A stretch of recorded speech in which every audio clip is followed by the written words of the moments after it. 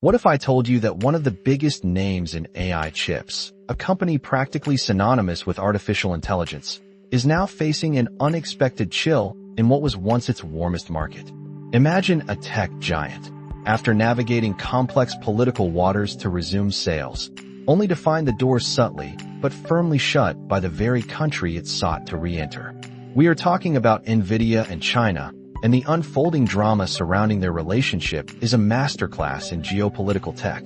For months, the U.S. government imposed tight restrictions on high-end chip exports to China, citing national security concerns. Then, after intense lobbying from Nvidia's CEO, Jensen Huang, a deal emerged: sales of a slightly detuned version of their top-tier AI chip, the H20, would resume. It felt like a win for Nvidia, a way back into a massive, crucial market. But here's the twist. Beijing, once a hungry customer, now seems deeply conflicted.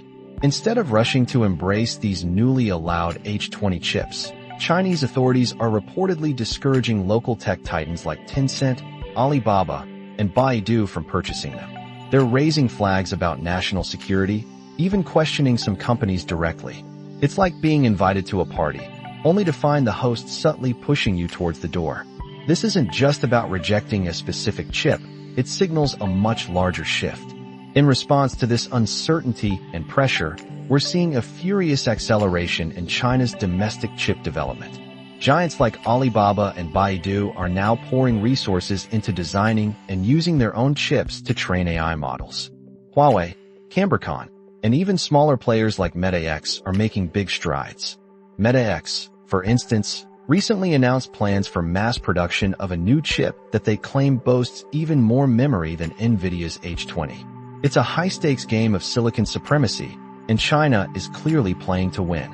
Yet, despite Beijing's stance and the impressive domestic advancements, a fascinating paradox remains. Top Chinese tech firms still desperately want Nvidia's cutting-edge chips, even the downgraded versions. This tells us a lot about Nvidia's current technological lead, a lead that China's nascent industry is working tirelessly to close. The entire saga highlights a fundamental tension. From Washington's perspective, any advanced American tech flowing into China carries significant national security risks, potentially fueling China's military and allowing it to outpace American AI innovation. The Biden administration's initial export restrictions were a direct response to these fears. But then, a moment earlier this year really shook things up.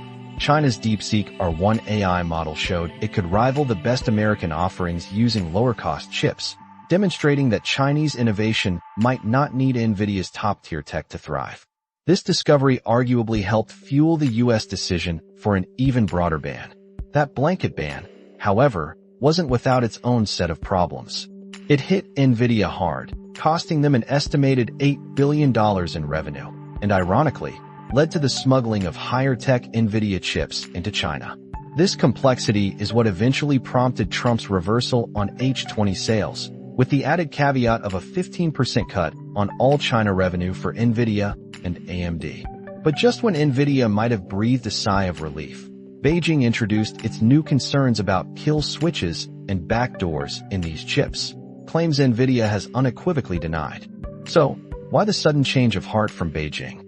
It's less about Nvidia's individual chips and more about China's grander vision for its own chip industry.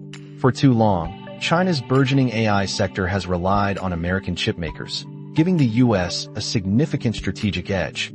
Now, with an $8.2 billion AI investment fund and stark warnings from advisors like Tsinghua University professor Wei Xiaojun, who called this dependence lethal, China is betting big on self-sufficiency. They aim to not just catch up, but to rival and eventually surpass the quality of Nvidia chips, solidifying their own position at the center of the global AI trade. This isn't just a trade dispute, it's a strategic decoupling, a race for technological sovereignty. What does this mean for the future of global AI, and how will this intense competition reshape the tech landscape for all of us? It's a question that could define the next decade. We would love to hear your thoughts on this escalating tech rivalry. Head over to our website at podcast website or find us on social media to join the conversation. Don't forget to subscribe wherever you get your podcasts so you never miss an episode of deep dives into the world of tech.